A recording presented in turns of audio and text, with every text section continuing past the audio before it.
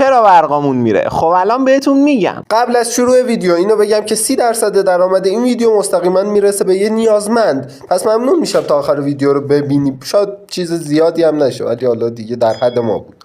چرا برقامون میره؟ خب الان بهتون میگم، ولی اول ببینیم مردم و مسئولین چی فکر میکنن و چی میگن در مورد این قضیه.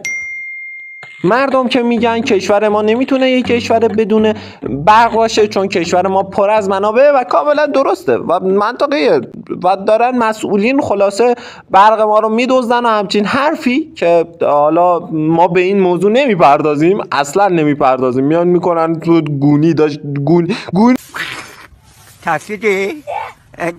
نه ترس.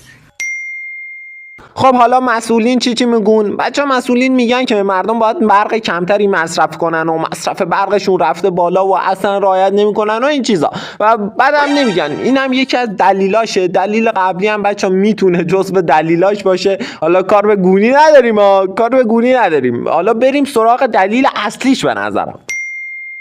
خب حالا چرا برقامون میره؟ بچه به تازگی یه منبعی اومده اعلام کرده که یه نهنگ پیدا شده در عرصه ارز دیجیتال که داره روزانه 50 میلیون دلار بیت کوین استخراج میکنه.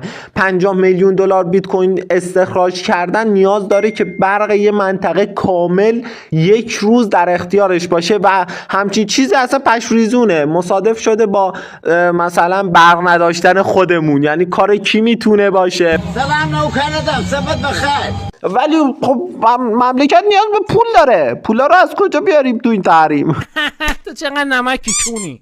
بچه این صرفا یه ویدیو فانه و اصلا هیچ اطلاعاتی در دسترس نیست که اصلا این منبع درست گفته باشه اشتباه گفته باشه. 100% که چرت و پرت گفته و حداقل ایران نبوده. ولی خب مملکت نیاز به پول داره. پولا رو از کجا بیاریم تو این تحریم؟